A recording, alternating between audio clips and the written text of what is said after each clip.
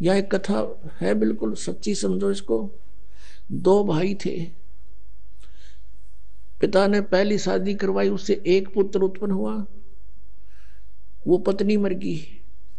दूसरी शादी कराई, उससे दूसरा पुत्र उत्पन्न हुआ। वो पिता के एक की संतान थे, माताओं के दो के थे। उनकी एज में भी काफी डिफरेंस था। बड़े पिता की मृत्यु होगी, बड़े भाई का विवाह हो गया। छोटा भाई जब 10-1 वर्ष का था उसकी मृत्यु होगी, अस्वस्थ हो गया।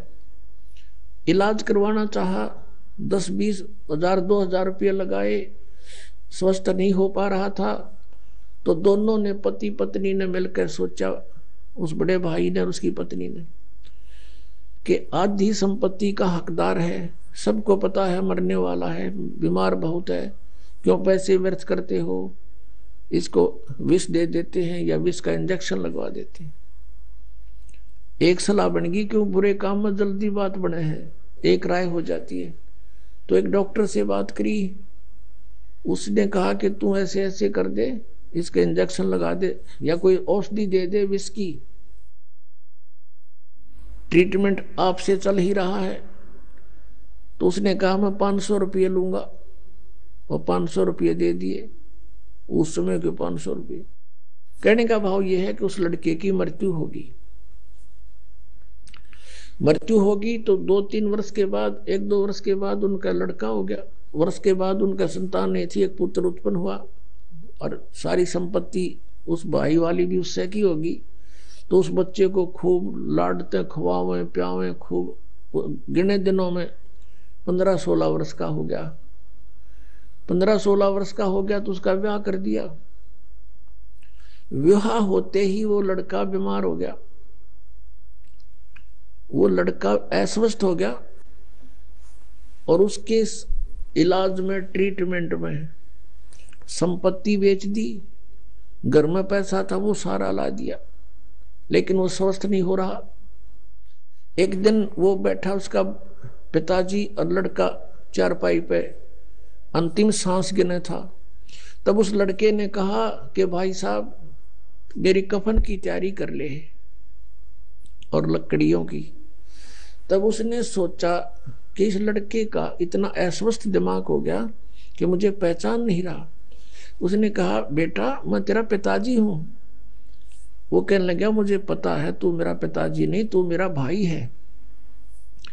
तुझे याद होगा आपका एक छोटा भाई था अखां, और उसको तूने कैसे मारा था, विष देके, और मैं ही वो हूं, और तेरे पुत्र रूप में जन्म लिया मैंने। अब भाई साहब मेरा हिसाब बराबर हो गया, जितनी मेरी संपत्ति तूने हड़पी थी वो सारी ले ली, सारी खर्च हो रही मेरे ऊपर। अब लकड़ियों के और कफन के पैसे शेष है, और इनकी तैयारी करना चला।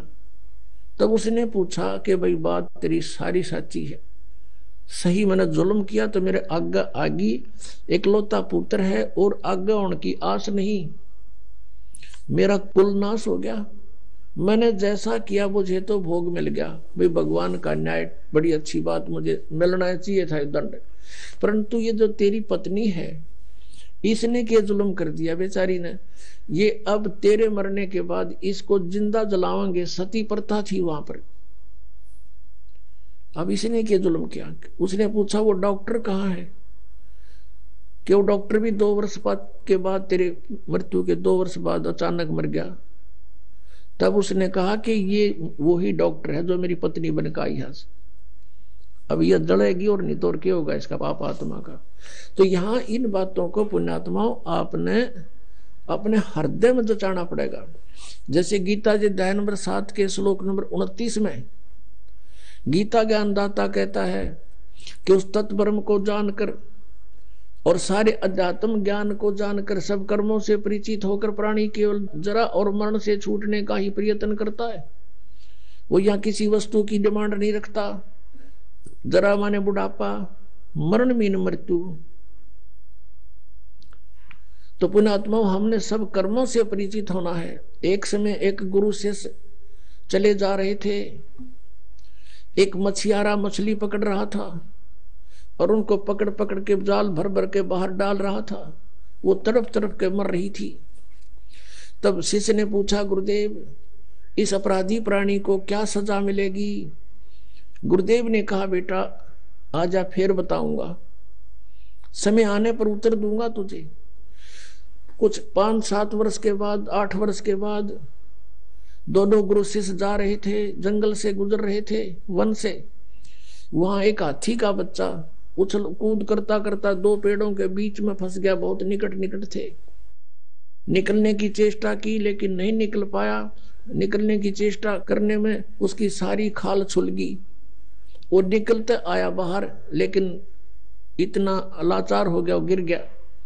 उसके सारे शरीर में कीड़े पड़ गए, कीड़े, और वो बुरी तरह चिल्लाहट मार रहा है, चिल्ला रहा है। अब उस शिष्य ने पूछा, गुरुदेव इस प्राणी ने ऐसा कौन सा जुल्म कर दिया, देखो कितने कीड़े पड़े हुए इसके शरीर में, चिल्ला रहा है। तब गुरुदेव ने कहा, बेटा जो मछियारा आपने देखा था, प्रश्न पूछा था मेरे से, एक मछियारा मछलियां पकड़ रहा था, आपने पूछा था कि इसको क्या दंड मिलेगा? कहने लगे कि ये वही अपराधी है, हाथी की जूनी में आज ये जितनी मछलियां थी वो इसको नोच नोच कर इसका मांस खा रही है, ये कीड़े बन गए। तो पुण्यात्मा परमात्मा कहते, तुमने उस दरगाह का मैल नहीं देखा, धर्मराज के तिल तिल का लिखा। हम फिर अपने उसी प्रसंग पर आते हैं।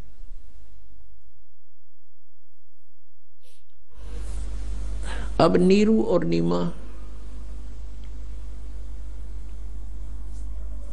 अपना दुल्हाई का कार्य करते थे, उनके संतान नहीं थी।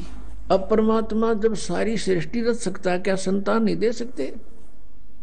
उन्होंने उचित नहीं समझा। उन्होंने उचित इसलिए नहीं समझा कि इनको संतान दूंगा तो फिर नए सिरे इनका फिर वो काम शुरू हो जाएगा, चक्कर। अब इनके पिछले लेन देन समाप्त हो रहा है और बात लवेला गिरी है।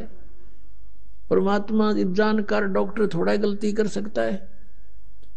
डॉक्टर गलती नहीं कर सकता कि इसमें ऑपरेशन बने बनाए काम ने फिर बिगाड़ दे। तो परमात्मा का उद्देश्य यहां से निकालना है, सभी आत्मा उसकी है। हम तो अपने सुख के लिए बेटे न रोए हैं कि बड़ा हो के कमावो है और ये मुझे सुख दे, फलाना करो। और वो बालक बीमार हो जाए 6 महीने और अच्छी खूब तो पैसे लगे, 1 साल में सारा परिवार नो कहे भगवान इसे नठा दे, इसका अच्छा था, देखा नहीं जाता, घना दुखी हो रहा है। और परमात्मा जो फैसला करता है वो बिल्कुल सही करता है। तो संसार के विचारों से और आध्यात्मिक मार्ग में बहुत अंतर है। इसलिए कहते हैं जगत और भगत का बैर बना रहता है, विरोध होता है। विरोध का कारण यही है कि संसार की बातें अपने सतर की हैं और भक्तों की आध्यात्मिक मार्ग की बातें होती हैं। जैसे बहुत से ऐसे प्रमाण हैं कि आध्यात्मिक मार्ग में कहते हैं वहां तो दंडवत प्रणाम करते हैं, वहां तो ऐसा करते हैं, लंबे लेटते हैं। अब इस तरह की बातों को संसारिक लोग पसंद नहीं करते क्योंकि उनको ज्ञान नहीं।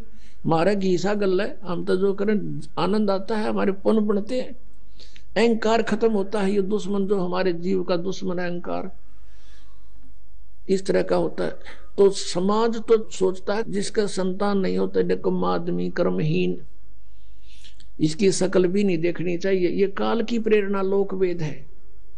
और भगवान के मार्ग में वो बहुत पुण्यकर्मी प्राणी है। देखो पुण्यकर्मी तो वो भी है जिन नाम ले लिया, उनके संस्कार एक दूसरे पुत्र पुत्री में है तो भी अच्छी बात है। सब उस परमात्मा की आत्मा है, सबको लगा दे भगवान के चरणों में।